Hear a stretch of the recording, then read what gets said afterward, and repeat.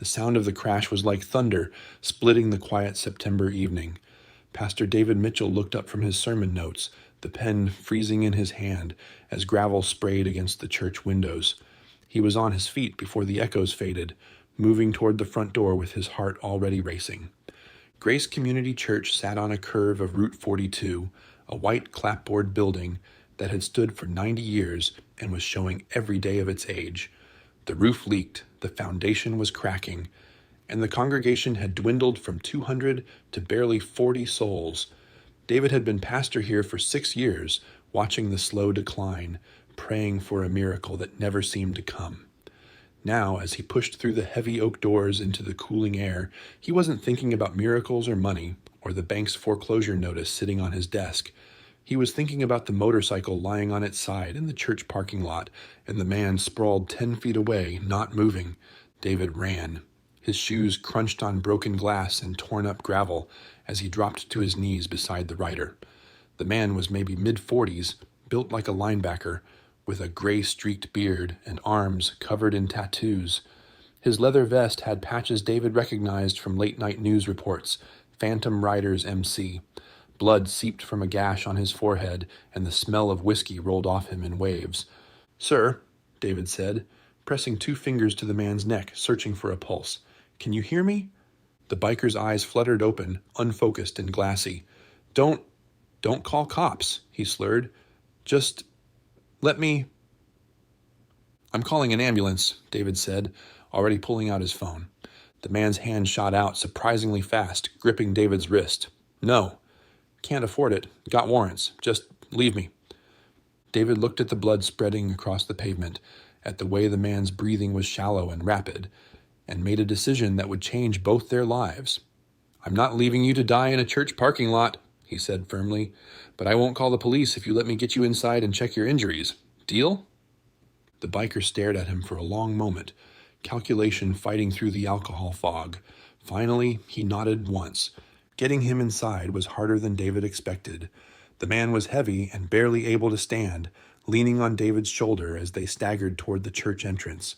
Blood dripped a trail behind them, and David was acutely aware that his wife Sarah would be arriving any minute to help him set up for the Wednesday night service that probably only 12 people would attend.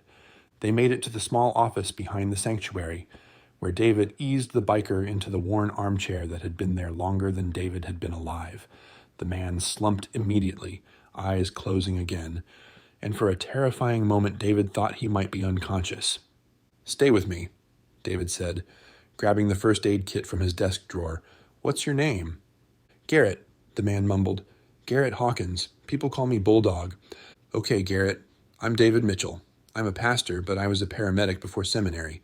I need to check your head wound and make sure you don't have internal injuries. That okay?" Garrett nodded weakly, and David went to work. The head wound looked worse than it was, bleeding heavily but shallow. The real concern was possible broken ribs, internal bleeding, or head trauma. As David cleaned the wound and checked Garrett's pupils, he cataloged what he saw. The tremor in the man's hands that wasn't just from the crash, the broken capillaries in his nose, the yellow tinge to his eyes that suggested liver damage. This wasn't just a man who'd had too much to drink tonight. This was a man with a serious problem. "How much did you have?" David asked quietly, pressing gauze to the forehead wound. "Too much," Garrett admitted. "Always too much." His voice cracked. "Was supposed to go see my daughter today. College, 2 towns over. Haven't talked to her in 3 years. Got scared, stopped at a bar instead. 1 drink turned into 10. David secured the bandage with medical tape and sat back on his heels. "Why haven't you talked to her?" "Because I'm a drunk and a screw-up," Garrett said, his eyes wet now. "Because I missed her high school graduation passed out in a ditch. Because she's better off without me dragging her down." He looked at David, really looked at him for the first time. "You got kids, Pastor?" "One on the way," David said, thinking of Sarah's rounded belly, the nursery they'd been slowly preparing in their modest house behind the church. "First one, due in November." "Then you understand," Garrett said. "You'd do anything to protect them, even if that means staying away." "I understand wanting to protect them," David said carefully, "but I'm not sure running away is the same as protecting them." Garrett's jaw tightened. "You don't know what you're talking about." Maybe not, David admitted, but I know that your daughter probably misses her father, problems and all, and I know that you're bleeding in a church parking lot because you're too scared to face her sober, which tells me you care more than you're pretending. The sound of a car pulling up outside interrupted them. David glanced at his watch. 6:30. Sarah would be here to unlock the sanctuary, and their few faithful members would start arriving in the next half hour. I need to help my wife, David said. You stay here, rest. When you're steadier, we'll figure out your next steps. But Garrett, you can't ride that bike tonight. You know that, right? Yeah, Garrett said quietly. I know. David found Sarah unloading boxes of donated hymnals from their aging Honda, her movements careful around her pregnant belly. She smiled when she saw him, but the smile faded as she took in the blood on his shirt. David?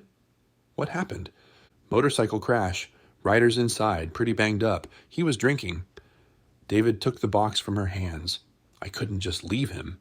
Sarah's expression shifted through several emotions, concern, worry, frustration, before settling on resigned acceptance. This was who she'd married, the man who brought home stray people the way others brought home stray dogs. Is he dangerous? I don't think so, David said. Mostly he's scared and hurting. I think he needs help more than anything. Okay, Sarah said, because that's what she always said. What do you need me to do? The Wednesday service went ahead as planned, though David kept checking on Garrett between hymns and prayers. The biker had fallen into a fitful sleep in the office chair, snoring softly, looking smaller somehow without the swagger and an intimidation that probably defined him on the road. The 12 congregants who showed up barely filled the first 3 pews, their voices thin and wavering on the old songs. David preached about grace and second chances and wondered if God was trying to tell him something through the unconscious biker in his office. After everyone left, David and Sarah sat with Garrett as he woke slowly, disoriented and groaning. The alcohol was wearing off, replaced by a hangover that made him pale and shaky. How you feeling? David asked. Like I got hit by a truck, Garrett muttered. He looked at Sarah, taking in her pregnancy and the kindness in her eyes, and something in his face crumpled. Ma'am, I'm sorry you have to see me like this. I'm Sarah, she said gently, and you don't need to apologize. We've all been at our worst at some point. The question is what you do next. Garrett rubbed his face with shaking hands. I should go. Let you good people get back to your lives. Where will you go? David asked. Your bike's damaged. You're in no condition to ride, and from what you said earlier, you don't have anywhere specific to be. I'll figure something out, Garrett said, trying to stand and immediately swaying. David caught him, easing him back into the chair. Here's what's going to happen, David said, using his pastoral voice, the one that brooked no argument. You're going to stay in the church tonight. We have a small apartment upstairs that we used to rent out to traveling ministers. It's not much, but it has a bed and a bathroom. Tomorrow, when you're sober and steady, we'll look at your bike and figure out what needs fixing. And then we'll talk about what comes next. I can't pay you, Garrett said. I've got maybe $40 on me. I'm not asking you to pay, David said. I'm asking you to accept help when it's offered. Can you do that? Garrett stared at him for a long moment, his expression unreadable. Finally, he nodded. Why are you doing this? You don't know me. I could be dangerous. You could be, David agreed, but I don't think you are. And honestly, Garrett, I believe God puts people in our path for a reason. Maybe you crashed outside this church because you needed help, or maybe you're here because we need something you have to offer. Either way, seems like we should figure it out together. They got Garrett upstairs to the small apartment, Sarah bringing him water and aspirin, while David found clean sheets for the narrow bed. The room was dusty and hadn't been used in years, but it was warm and safe, which was more than Garrett had expected when he woke up bleeding on the pavement. Thank you, Garrett said as David turned to leave. I mean it. You didn't have to do any of this. Yeah, I did, David said simply. It's kind of in the job description. That night, lying in bed next to Sarah, David thought about the bank notice on his desk. Grace Community Church was 3 months behind on its mortgage, and the bank had given them until the end of October to come up with $15,000 or face foreclosure. 3 months to save a 90-year-old church that served a dying congregation in a town that was slowly emptying out as young people moved to cities and old people passed away. "You think he'll still be here in the morning?" Sarah asked, her hand resting on her belly where their daughter was doing somersaults. "I don't know," David admitted. "I hope so. He seems like he needs something to hold on to." "We all do," Sarah said. She was quiet for a moment, then added, "The church board meets next week. They're going to push you to close the doors, David. You know that." "I know," he said, "but I keep thinking there has to be a way. This church has been here for 90 years. It's married and buried 3 generations of families. It matters." "It matters to you," Sarah said gently, "but maybe God has other plans. Maybe he's calling us somewhere else." David didn't answer because he didn't have an answer. He just held his wife and prayed that the morning would bring clarity or hope, or at least one more day to figure things out. Garrett was still there in the morning. David found him outside at dawn, leaning against his damaged motorcycle, running his hands over the cracked fairing and bent handlebars. The morning light was harsh on his face, showing every line and scar, the toll of hard living. "Morning," David said, carrying 2 cups of coffee from the church kitchen. Garrett took one gratefully. "Thanks, for the coffee, and for not kicking me out last night." "How's the head?" David asked. "Hurts like hell, but I'll live." Garrett sipped the coffee and winced at its bitterness. "I need to call my club, let them know where I am." "They're probably worried." "There's a phone in the office," David offered, but Garrett pulled out a battered cell phone from his vest pocket, already dialing. David gave him privacy, walking around the motorcycle to assess the damage. The front wheel was bent, the forks were twisted, and the gas tank had a significant dent. It was rideable in an emergency maybe, but not safely. Fixing it properly would take time, and parts and knowledge David didn't have. Garrett finished his call and came over, his expression thoughtful. "My president's sending someone to pick me up. Should be here in a couple hours." He paused. "But I was thinking about what you said last night, about figuring things out together. This bike needs work, and I've got time. Maybe I could stick around a few days, fix her up, help out around here if you need it. Payment for room and board." David looked at the church, at the sagging gutters and the peeling paint, at the sign out front with half the letters missing. "We could use the help," he admitted. "But Garrett, I need to be straight with you. This church is dying. We're 3 months from foreclosure, barely keeping the lights on. I can't pay you anything." "Don't want money," Garrett said. "Want to not feel like a complete waste of space for a few days. That work for you?" David extended his hand. "That works for me." They shook on it, and something shifted in the air between them. An agreement made, a door opened, the beginning of something neither of them could have predicted. Over the next week, Garrett became a fixture at Grace Community Church. He worked on his motorcycle in the mornings, borrowing tools from church members and ordering parts on his phone. In the afternoons, he tackled the growing list of repairs David had been putting off for lack of money or time. He patched the roof, fixed the gutters, replaced broken windows in the Sunday school rooms. He worked with quiet intensity, barely speaking, except to ask where supplies were kept or if David needed something else done. The church members were wary at first. A biker in a leather vest with patches that proclaimed him a phantom rider didn't exactly fit their image of appropriate help. But Garrett was respectful, keeping his distance during services, nodding politely when people passed him working, and gradually, curiosity overcame fear. Old Mrs. Henderson was the first to crack. She brought him lunch on the 3rd day, a sandwich and homemade cookies, and stayed to watch him work on replacing rotted boards in the front steps. "You're good with your hands," she observed. "Had a lot of practice," Garrett said, not looking up from his work. "Used to do construction before I got into writing full-time." "What made you change?" she asked. Garrett was quiet for a long moment. Needed to run from something. Bikes seemed like the fastest way to do it. Mrs. Henderson nodded like that made perfect sense. "My husband ran too. Bottle was his motorcycle. Killed him eventually, the running." She handed him another cookie. "Hope you find a better way to stop." After that, more people started talking to him. Mr. Patterson, the church treasurer, asked about motorcycle maintenance and confessed he'd always wanted to ride, but his wife had forbidden it. Sarah brought him iced tea and asked about his daughter, listening patiently as Garrett talked about Christine, about her bright mind and her dreams of becoming a teacher, about how he'd ruined everything with his drinking. "It's not too late," Sarah said. David told me you were planning to see her the day you crashed. What were you going to say? That I'm sorry, Garrett said.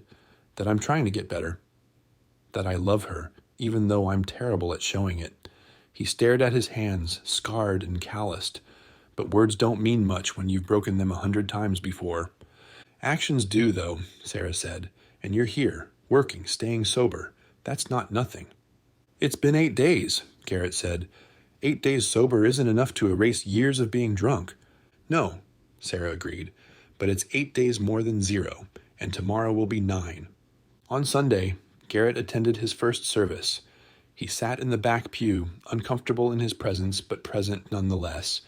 David preached about the prodigal son, about coming home and being welcomed, and Garrett listened with his head bowed, his hands clasped between his knees. After the service, as people filtered out, Garrett approached David in the empty sanctuary. That story, he said, the one about the son who screwed up and came back. His father just took him in. No questions, no punishment. The father threw him a party, David said, celebrated that his son was alive and home. Why? Garrett asked. Kid wasted his inheritance, ran off, probably broke his father's heart. Why would he be welcomed back? Because love isn't transactional, David said. The father didn't love his son because he was perfect. He loved him because he was his son. That's what grace means. Unearned, undeserved, freely given. Garrett shook his head. I don't deserve that kind of grace. Not from my daughter, not from God, not from anybody. That's the point, David said gently.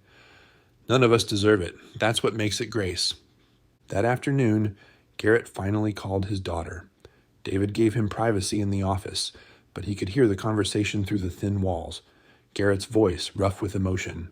Christine, it's your dad. I know you probably don't want to hear from me, but I need to tell you something. I'm sorry. For missing your graduation, for all the times I chose drinking over you, for being the kind of father you had to explain away to your friends. I'm trying to get better. I'm staying at a church in Riverside, been sober for 9 days, and I'm learning that maybe running isn't the answer. I don't expect you to forgive me.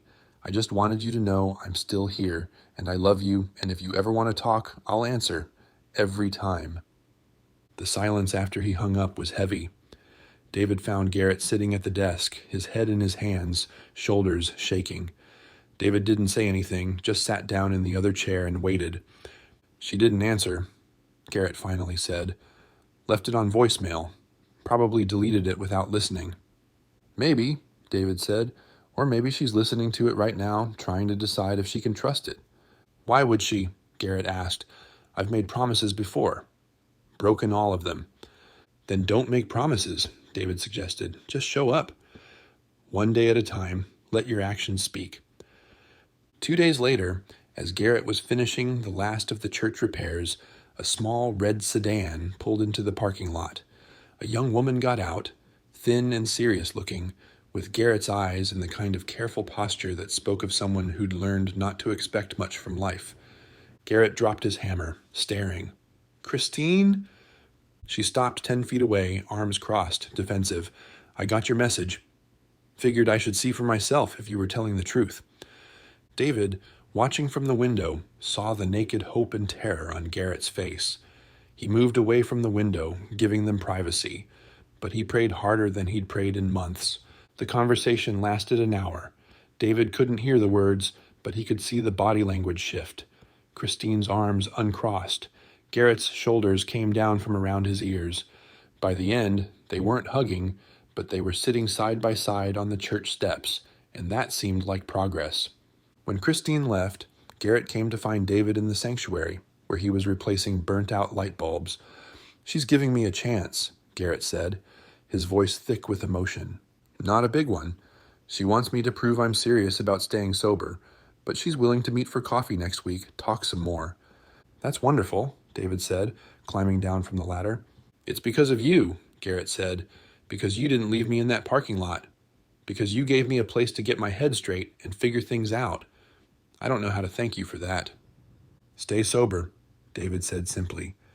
Be the father Christine deserves. That's thanks enough. The next morning, Garrett's motorcycle was fully repaired. He'd done the last of the work the night before, replacing the bent forks and truing the wheel. It gleamed in the morning sun, chrome polished, ready to ride. "Guess this is it," Garrett said, loading his minimal belongings into the saddlebags. "I should get back to my club, get back to my life." "What's waiting for you there?" David asked carefully. Garrett was quiet for a long moment. "Honestly, a lot of temptation. Guys who drink like I used to, bars on every run, nobody asking hard questions about whether I'm okay." He looked at the church, at the building he'd spent 2 weeks repairing. This place was good for me. Quiet. Purposeful. I could think here. "So stay," David said. The words surprised him even as he said them, but they felt right. "Not permanently, maybe, but stay until you're stronger. Help me with the church, meet with Christine, get a few more weeks of sobriety under your belt." "I can't keep taking your charity," Garrett protested. "It's not charity," David countered. "The church board meets tonight. They're voting on whether to close the doors. If they do, I'll need help packing things up, securing the building, coordinating with the diocese. If they don't, I'll need help keeping this place running with no budget. Either way, I could use someone who knows how to work." Garrett studied him. "You're just trying to keep me sober." "I'm trying to help you the way you helped me," David said. "These past 2 weeks, watching you work, seeing what you've done for this building, it reminded me why I became a pastor. It's not about maintaining a structure, it's about creating space for people to heal. You gave me that reminder. Let me return the favor." "What if I screw up?" Garrett asked. "What if I drink again?" "Then we deal with it," David said, "together. That's what grace means, remember? It's not just for perfect people." That night, the church board met in the small fellowship hall. 7 members, all over 60, all worried and tired. David presented the financials, which were grim. $15,000 in debt, less than $1,000 in the bank. 40 regular attendees who contributed what they could, but couldn't, sustain a building this size. "We need to be realistic," Mr. Patterson said gently. "We've given it a good fight, Pastor Mitchell. But maybe it's time to let go."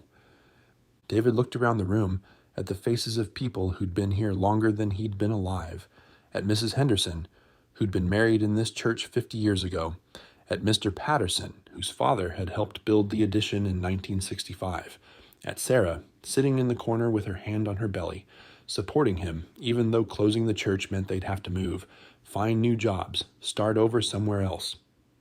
"I'm not ready to give up yet," David said quietly. "I know it looks impossible, but 2 weeks ago, a man crashed outside this church, and I think God put him there for a reason. Garrett's been working on repairs, but he's also been healing here. And watching that happen reminded me what this place is supposed to be. Not a building we maintain out of obligation, but a space where broken people can find grace." "That's beautiful, Pastor," Mrs. Henderson said, "but grace doesn't pay the mortgage." "No," David agreed, "it doesn't. But maybe it inspires something that does." He took a breath, feeling the words form even as he spoke them. "Give me 3 months. Let me try one more thing. If it doesn't work, I'll support closing the church with no argument." "What's the plan?" Mr. Patterson asked skeptically. "I don't know yet," David admitted, "but I have faith that we'll figure it out." The board voted to give him the 3 months, though David could see the doubt in their eyes. After they left, Sarah found him sitting in the empty sanctuary, staring at the simple wooden cross above the altar. "You really don't have a plan?" she asked, easing into the pew beside him. "I have the beginning of one," David said. "Garrett mentioned he used to do construction. What if we bring in other people like him? People who need a place to heal, who could help with repairs in exchange for room and board. We turn this church into a working sanctuary, not just worship on Sundays, but active ministry every day." "A recovery program?" Sarah asked. "Not exactly," David said. "More like a community workshop. Veterans who need purpose, addicts who need structure, people who've been knocked down and need a hand up. We give them meaningful work, a safe place, and support. In return, they help us save this building and serve the community." "That's ambitious," Sarah said. "Maybe impossible." "Probably," David agreed, "but 2 weeks ago, helping a drunk biker seemed impossible too. And look what happened." The next morning, David presented the idea to Garrett, who listened with his arms crossed and his expression skeptical. "You want to turn this church into a halfway house?" I want to turn it into a place where people can rebuild, David corrected. Using their hands, using their skills, doing something that matters. You've seen how much work needs doing. The whole town is like this. Buildings falling apart, elderly people who can't maintain their homes. What if we organized it? Brought in people who need purpose and connected them with people who need help? Garrett was quiet for a long time. Finally he said, "You'd need structure. Rules. Can't just let anyone show up, and you'd need supervision, someone who knows construction and can manage projects." "I was hoping you'd consider that role," David said. "Me?" Garrett looked genuinely shocked. "Pastor, I'm nobody's role model. I'm 2 weeks sober and one bad day away from falling off the wagon." "You're also honest, skilled, and understand what these people would be going through," David countered, "and you'd have support. Me, Sarah, the church community, plus having a purpose, being needed. That's powerful motivation to stay sober." Garrett shook his head. "This is crazy." "Probably," David agreed. "But is it worth trying?" Over the next week, they built the framework. Garrett reached out to his motorcycle club, asking if anyone knew veterans or recovering addicts who needed direction. David contacted the Pushman VA and local recovery centers, explaining his vision. Sarah created flyers and posted them in community centers and hospitals. The first person to show up was Luther Freeman, a man in his 50s with gentle eyes and hands that shook when he wasn't working. He'd been a medic in the first Gulf War, came home to opioid addiction after an injury, and spent 10 years bouncing between rehab facilities and the streets. "I heard you need help," Luther said simply, "and I need somewhere to be." The second was Angela Torres, a 43-year-old single mother whose husband had died in Afghanistan. She'd fallen apart after his death, lost custody of her kids, and was fighting to get them back. "I need to show the court I'm stable," she said, "that I can hold down work and maintain a life. Can this place help with that?" The third was Jimmy Walsh, a 26-year-old kid with a prosthetic leg and nightmares from his deployment in Syria. He'd been living with his parents, unable to find work that accommodated his disability, drowning and feeling useless. One by one, they came. Veterans and addicts, and people who'd simply been knocked down by life. David and Garrett gave them structure, morning meetings, assigned projects, shared meals, evening reflections. They worked on the church first, completing repairs David had thought impossible. Then they branched out into the community, fixing Mrs. Henderson's porch, replacing Mr. Patterson's roof, building a wheelchair ramp for a disabled veteran 3 streets over. Word spread. The local paper ran a story about the church's transformation. Donations started trickling in, not big money, but enough to buy materials and keep the lights on. More people showed up asking if they could help, if they could be part of something that mattered. Garrett stayed sober. 30 days became 60, became 90. He met with Christine every Sunday after service, and slowly, painfully, they rebuilt their relationship. She started attending the church, sitting in the back, and watching her father lead work crews with quiet authority. "I never thought he'd stick with it," Christine confessed to David one afternoon. Every time before, he'd promised to change and then break the promise within a week. "He's not just promising this time," David said. "He's doing. And he's surrounded by people who understand what he's fighting." "Does it always work?" Christine asked. "Recovery, I mean. Does everyone stay sober?" "No," David said honestly. "Some people relapse. Some leave, but some stay and some heal, and that's enough to keep trying." In early November, as Sarah's due date approached, the church board met again. The sanctuary was full this time, not just the 7 board members, but 30 of the people who'd been working on the program, veterans in wheelchairs and recovering addicts with track marks still visible on their arms, and people who'd simply been broken and were learning to be whole again. Mr. Patterson stood to give the treasurer's report, and for the first time in years, he was smiling. "We've had donations totaling $8,000 in the past 3 months. The work crews have been hired for paying jobs by Star community members, which they've donated back to the church. We've reduced our operational costs by the work trade program, and most surprisingly, our Sunday attendance has tripled." "We're not out of the woods yet," David cautioned. "We still need $7,000 to clear the debt." "We'll make it," Mrs. Henderson said with confidence. "This church is alive again. People can feel it." That night, Garrett found David in the sanctuary, sitting in his usual spot, staring at the cross. "You did it," Garrett said. "You saved this place." "We did it," David corrected. "All of us together. But mostly I think God did it. He just used us as the tools." "I've been thinking," Garrett said, sitting down in the pew, "about staying permanent. Not just until I'm stronger, but actually putting down roots. I talked to my club, and they're okay with me being a satellite member, checking in regular but living here. And Christine's talking about teaching in Riverside after she graduates. I could actually have a life here, a real one, not just running." "What about the temptation?" David asked. "The bars, the old life calling you back?" "It's still there," Garrett admitted. "Probably always will be. But here, I've got purpose. I've got people counting on me. I've got a daughter who's willing to give me another chance.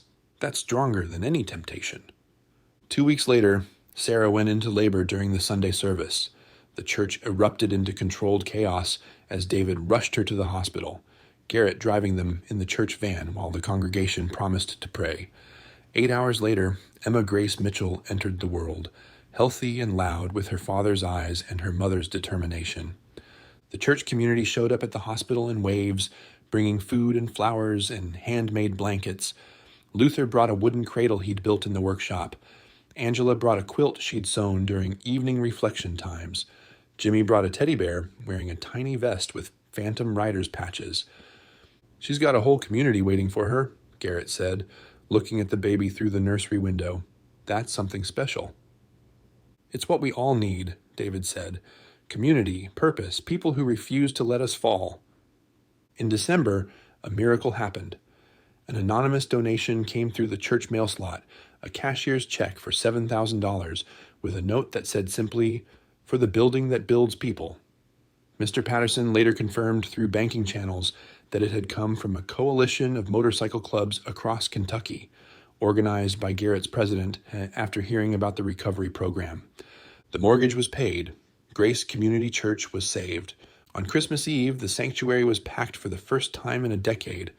The pews held the original congregation members alongside the recovery community, bikers in leather, sitting next to elderly ladies in their Sunday best, veterans and addicts and broken people learning to be whole. David preached about how God came to earth as a vulnerable baby, how the divine chose to be weak so that weak people could find strength. After the service, Garrett stood in the parking lot where he'd crashed 4 months earlier, looking at the church with its repaired roof and fresh paint and sign with all letters intact. Christine stood beside him, her hand in his, and for the first time in years, Garrett felt something like peace. "You did good, Dad," Christine said quietly. "I had help," Garrett replied. "A lot of help." David joined them, Emma bundled in his arms, Sarah beside him. "Thank you," David said to Garrett, "for staying, for believing in this crazy idea, for showing me what grace looks like in action." "Thank you for not leaving me in that parking lot," Garrett said, "for seeing something in me worth saving." "It was always there," David said.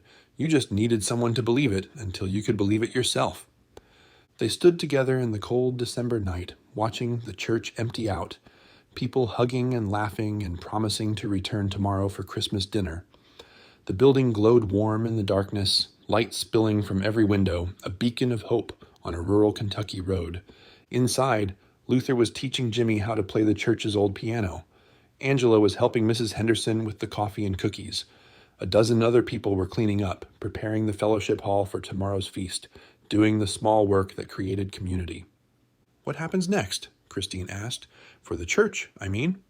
"We keep going," David said. "One day at a time, one person at a time.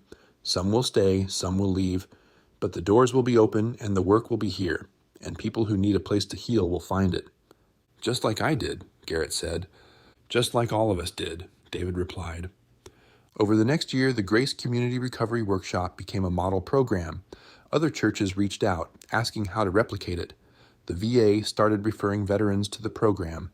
Judges began offering it as an alternative to jail time for nonviolent offenders. It wasn't perfect. Some people relapsed, some left, some couldn't handle the structure. But enough people stayed, enough people healed, enough lives were transformed that the program justified its existence every single day. Garrett celebrated 1 year sober in September. standing in front of the congregation to share his story. He talked about crashing outside the church, about the pastor who refused to leave him, about finding purpose in working with his hands and redemption in helping others. He talked about rebuilding his relationship with his daughter, who was now student teaching at Riverside Elementary and planning to stay in town after graduation. "I thought my life was over," Garrett said, his voice steady despite the emotion. "I thought I'd burned every bridge and used up every chance. But this place taught me that grace isn't something you earn. It's something you accept. And when you accept it, when you really let it in, it changes everything." Luther stood up to share next, talking about how the program had given him the first sense of belonging since he'd left the military. Angela talked about regaining custody of her kids, about how having stable work and community support had convinced the court she was ready. Jimmy talked about learning that his disability didn't define him, that he could still contribute and matter. One by one, people shared their stories of crashing and being caught, of falling and being lifted, of dying and being brought back to life. And David sat in the front pew with Sarah and Emma, listening to the testimony of grace in action, understanding finally what his calling had always been about. It wasn't about maintaining a building or growing a congregation or hitting budget numbers. It was about creating space for broken people to become whole, for the lost to be found, for the dying to discover they could still live. The church was full now, every Sunday, but not because David was a particularly gifted preacher or because the music was exceptional. It was full because people knew that this was a place where they could show up as they were, broken, scared, addicted, lost, and be welcomed, where they could work with their hands and heal with their hearts and discover that they mattered, that they had purpose, that they were loved despite every reason they'd given the world to reject them. On the first anniversary of Garrett's crash, the church held a special service of Thanksgiving. They invited everyone who'd been part of the recovery program over the past year, including those who'd left or relapsed or moved on. 40 people showed up, a testament to the community that had formed in this small white church on a rural Kentucky road. After the service, Garrett and David stood in the parking lot, looking at the spot where it had all started. Someone had placed a small plaque there, bronze letters on a concrete base, where grace meets the road. "You ever regret it?" Garrett asked. "Taking in a drunk biker instead of calling the cops?" "Not once," David said. "Best decision I ever made." "Second best," Sarah called from the church steps, Emma on her hip. "First best was marrying me."